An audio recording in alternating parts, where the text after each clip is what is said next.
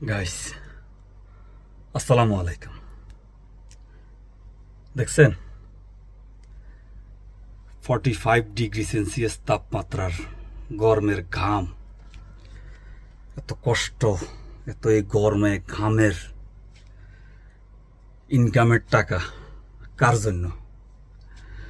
নিজের জন্য, শুধু বেঁচে থাকার জন্য। আর সব কিছু হাদিয়া হিসেবে আল্লাহর জন্য, মানুষের জন্য। তো সে হাদিয়া, সে মানুষ, আল্লাহকে রাজি খুশি করতে যাইয়া যদি কোনো মানুষকে আঘাত দেয়, তা আল্লাহ সুবহানাহু ওয়া তাআলা ছাড় দিবে, কখনো ছেড়ে দিবেন না। এত কষ্টের উপার্জনের টাকা,